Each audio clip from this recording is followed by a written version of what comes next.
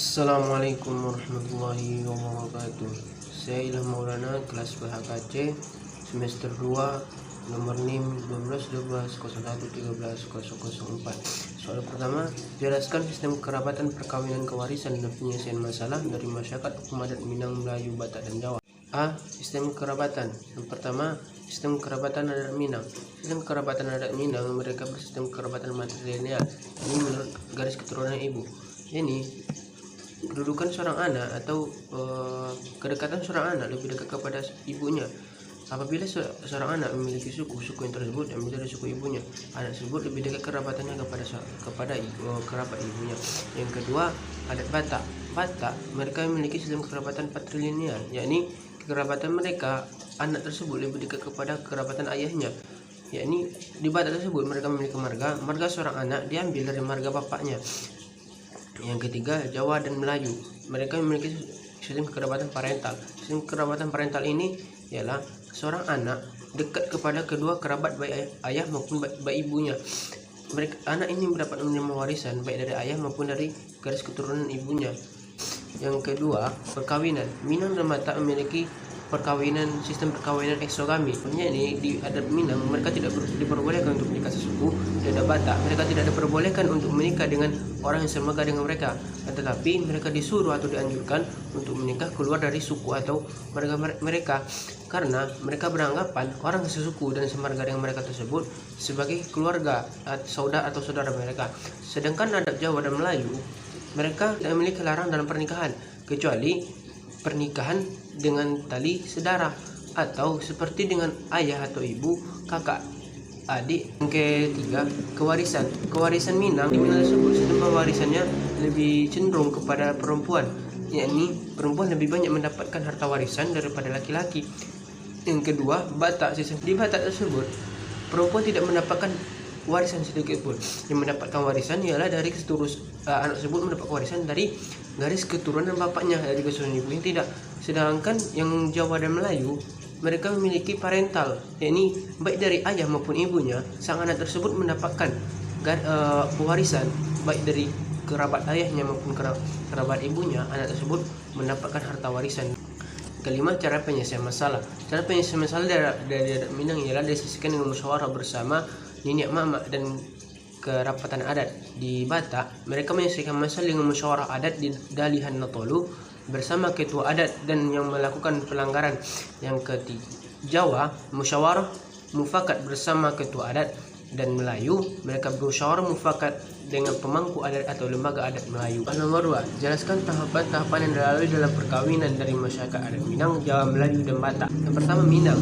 Yang Minang pertama kali dilakukan adalah marese. Marese ini adalah keluarga perempuan datang ke rumah keluarga laki-laki untuk melihat dari keluarga laki-laki ini cocok atau tidaknya dengan keluarga perempuan, baik sifatnya, akhlaknya.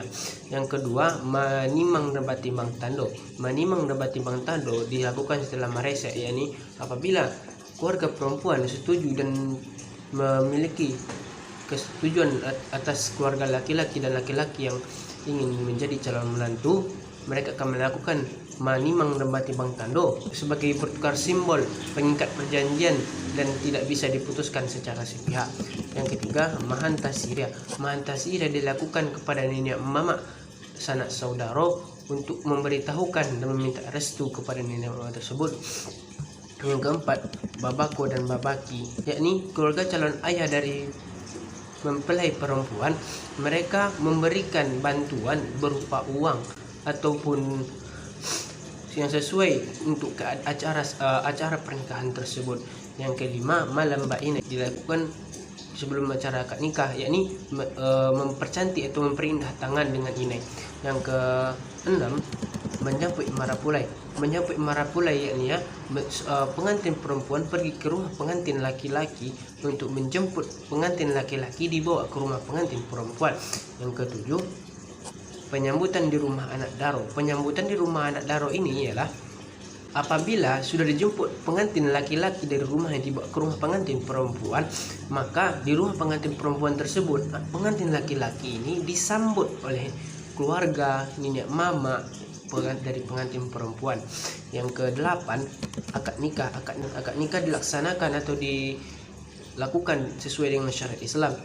Orang Minangkabau mereka mayoritas beragama Islam, maka akad pernikahan mereka juga dilaksanakan secara syariat Islam. Yang ke-9, basanjang di pelaminan. Pengantin baik laki-laki maupun perempuan akan melakukan basanjang di pelaminan untuk menyambut para tamu. Yang ke-10, memulangkan tando. Memulangkan tando ini ialah mengumumkan gelar dari pengantin laki-laki. Yang ke-11, melewakan gala marpulai, yakni memberikan gelar kepada pengantin laki-laki yang disandang oleh pengantin laki-laki ini sepanjang hidupnya. Yang ke-12, balan tuang kanyang. Yang ke-13, menggaruk nasi kunyang bertujuan untuk suami istri ini mereka bisa saling menjaga satu sama lain dan saling melengkapi satu sama lain. Yang ke-14, bermain coki. Bermain coki adalah permainan tradisional di tanah Minang, semacam permainan catur yang dilakukan oleh dua orang dengan papan permainan menyerupai halma. Yang ke-15, tari payung. Memiliki arti pasangan baru menikah. Yang ke-16, menikam jejak.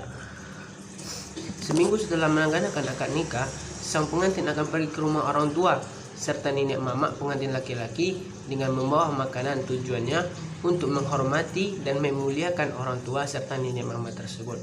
Yang kedua, susun perkawinan adat Batak.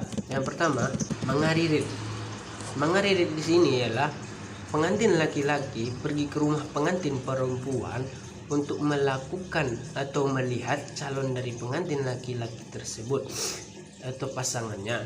Yang kedua, mengalihkan tanda. Mengalihkan tanda di sini ialah memberikan tanda dari pengantin laki-laki kepada pengantin perempuan apabila pengantin perempuan ini sudah disetujui oleh keluarga pengantin laki-laki dan cocok dengan kriteria mereka. Yang ketiga, marhusib. Marhusib ini ialah pembicaraan antara pengantin laki-laki dan pengantin perempuan. Apabila mereka sudah setuju, maka mereka membicarakan mas kawin. Yang keempat, martumpol. Martumpol ini bisa kita katakan sebagai pertunangan di mereka di depan pengurus jemaat gereja. Yang kelima, marhata sinamot, yakni pembicaraan dari keluarga laki-laki tentang berapa jumlah dan hewan apa yang akan mereka sembelih ketika acara tersebut. 6, mertonggo raja, yakni baik keluarga laki-laki maupun keluarga perempuan mereka memanggil sanak saudara mereka yang jauh maupun yang dekat untuk datang untuk menghadiri pernikahan tersebut. Yang ketujuh, manjalo pasu parbagason, yakni acara pernikahan ijab kabul yang kita bilang sekarang di depan pendeta gereja mereka, yang setelah acara tersebut mereka sah menjadi suami dan istri. Yang kedelapan, marunjuk aalun unjuk. Marunjuk atau aalun unjuk ini dimintakan kepada orang tua dari mempelai untuk memintakan doa dan restu kepada orang tua tersebut. Yang kesembilan, dialab jual, ialah penjemputan pengantin perempuan ke tempat pengantin laki-laki. Yang ke-10, ditarahun jual.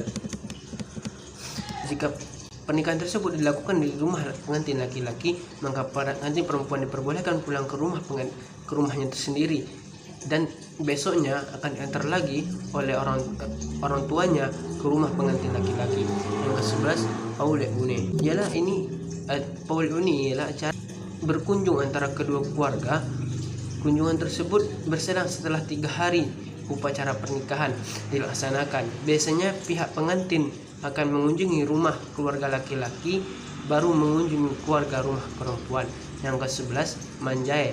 Pengantin laki-laki maupun perempuan setelah menjalani hidup rumah tangga, apabila anak laki-laki tersebut bukanlah anak bungsu, maka mereka akan dilakukan pajai, yaitu dipisahkan rumahnya dengan rumah orang tuanya.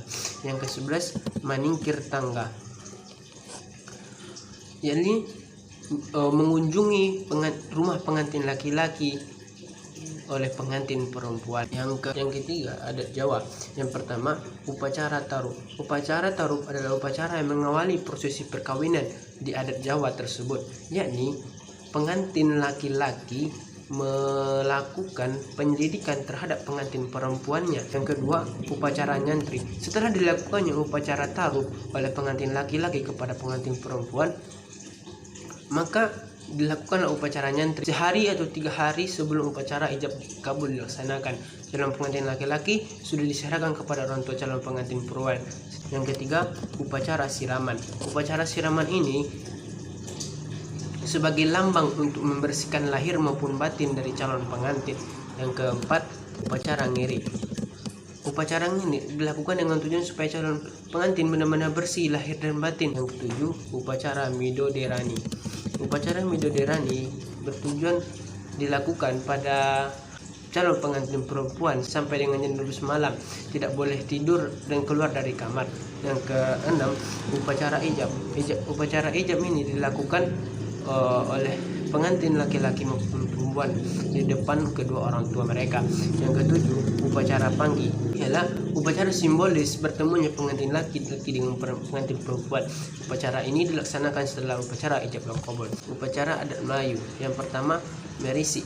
Merisi dilakukan oleh calon pengantin laki-laki kepada calon pengantin perempuan untuk melihat apakah sifat calon pengantin perempuan ini bersifat baik atau tidak, apakah disetujui atau tidak oleh keluarga pengantin laki-laki.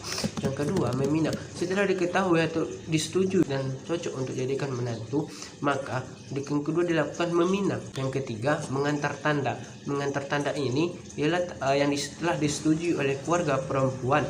Cara ini dilaksanakan ke hari keempat atau hari kelima dari setelah meminang. Yang keempat, mengantar belanja. Yang kelima, mengajak dan menjemput. Mengajak dan menjemput ini dilakukan oleh keluarga atau pasang suami istri yang sudah mempunyai pengalaman dan selalu membawa tapak sirih yang lengkap dengan isinya.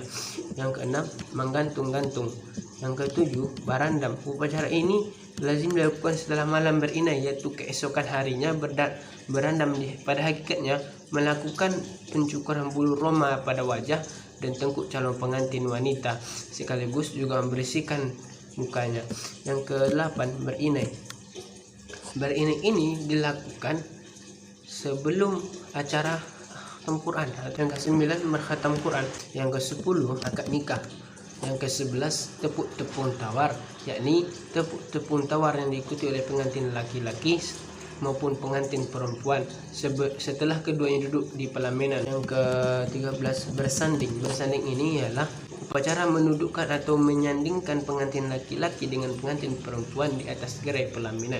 Yang ke-13, makan berhadap. Yang ke-14, menyembah. Menyembah ini pengantin laki-laki maupun pengantin perempuan sebelum maghrib atau biasanya dilakukan sebelum sholat isya, seusai acara siang, kedua pengantin makan malam bersama keluarga pihak pengantin perempuan. Kemudian pengantin disandingkan kemudian menyembah terhadap kedua orang tua pengantin perempuan tersebut ataupun kerabatnya untuk bertujuan meminta restu kepada kedua orang tua.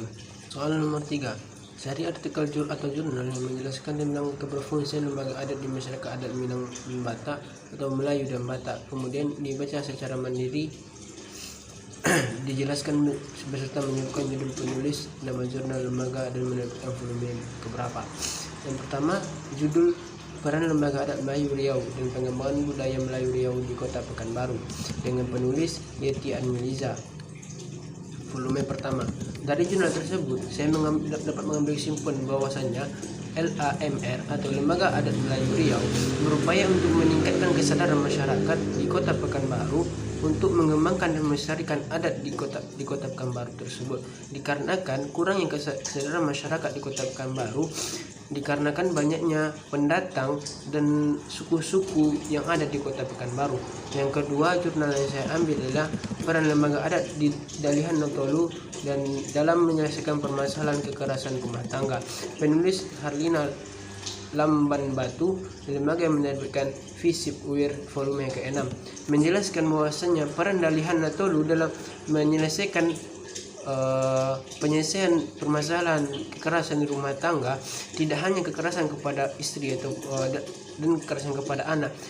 Lembaga di Batak Dalihan Notolu, mereka memberikan hukuman atau sanksi kepada pelaku tersebut dengan bermusyawarah bersama. Sanksi tersebut akan diberikan denda atau paling berat pelaku tersebut akan diusir dari kampung. Sekian dari saya, Ilham Maulana. Assalamualaikum warahmatullahi wabarakatuh.